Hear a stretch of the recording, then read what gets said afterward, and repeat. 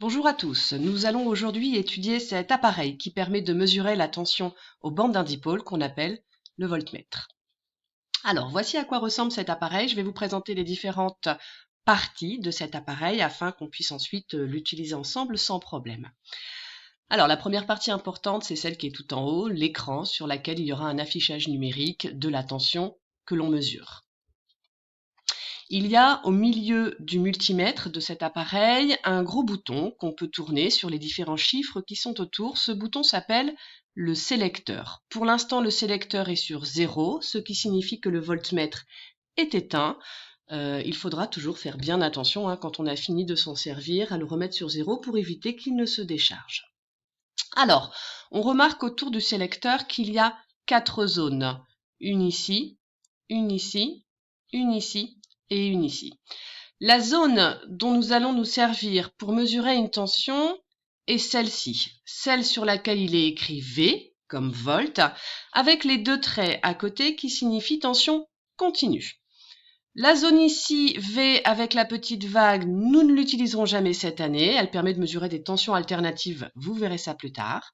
La zone ici avec le symbole en fer à cheval, c'est oméga, une lettre grecque nous permettra de mesurer des résistances, on verra ça plus tard. Et enfin, la zone ici avec le A nous permettra de mesurer l'intensité d'un courant électrique, on verra ça aussi plus tard. Donc pour l'instant, nous n'utiliserons que cette zone, la zone de mesure de tension.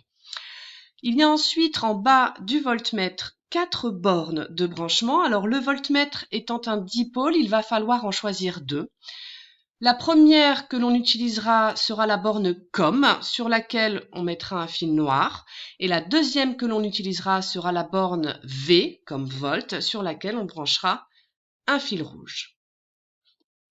Alors, je vous propose de poursuivre en faisant une mesure de tension. Nous avons ici une pile plate et avec le voltmètre montré tout à l'heure, je vous propose de mesurer la tension aux bornes de cette pile. Alors voilà le voltmètre, on le retrouve, c'est le même.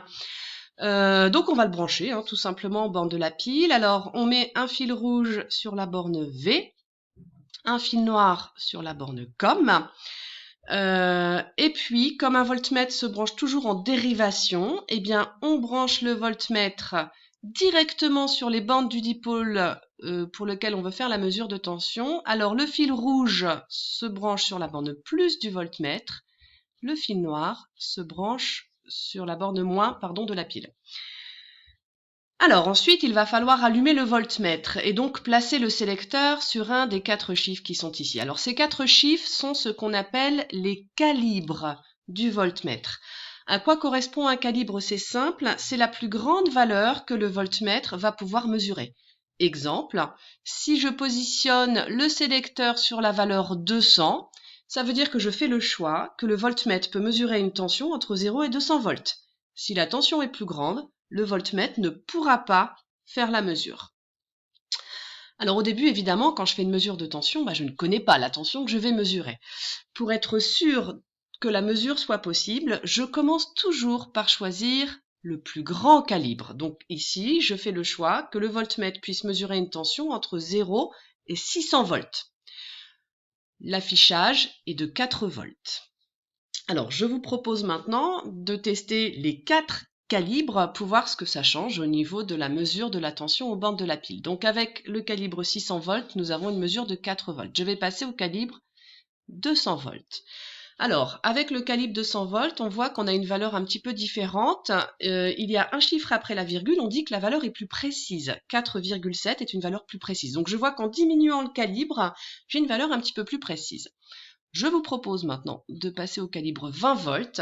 Là, nous passons à la valeur de 4,76. Le calibre est encore plus petit, la valeur est encore plus précise. Alors, continuons. Je vais maintenant descendre au calibre 2 volts. Et alors là, je n'ai plus du tout une valeur de tension, mais le chiffre 1 suivi d'un point qui s'affiche. Alors attention, quand vous avez cette valeur qui s'affiche sur le voltmètre, cela signifie que le voltmètre est entre guillemets en danger, c'est-à-dire qu'il risque de se détériorer. En effet, on a utilisé ici un calibre beaucoup trop petit. Avec le calibre 2 volts, on fait le choix que le voltmètre puisse mesurer une tension entre 0 et 2 volts. Or, on vient de voir que la tension est voisine de 4 volts. Évidemment, ça ne marche pas. Donc, on revient immédiatement sans attendre à un calibre plus grand, sous peine de détériorer le voltmètre. Dernier point, j'ai expliqué tout à l'heure, donc la borne V devait être branchée à la borne plus de la pile, la borne COM à la borne moins. Si par hasard il vous arrivait de faire l'inverse, c'est-à-dire de brancher la borne COM du côté plus et la borne V du côté moins, eh bien vous auriez un signe moins qui apparaît. Alors ça, c'est pas dangereux pour l'appareil, ça n'est pas grave. Il faut juste savoir que dès que le signe moins apparaît sur le voltmètre, eh bien il faut inverser, voilà, les bandes de branchement du multimètre, du voltmètre, pour éliminer ce signe moins. Alors, je résume. La tension aux bandes de la pile est de 4,76 volts.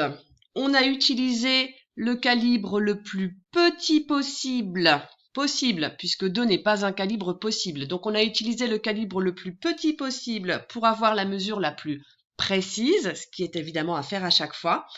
Et en l'occurrence, ici, dans ce cas, le calibre le plus précis était le calibre 20 volts.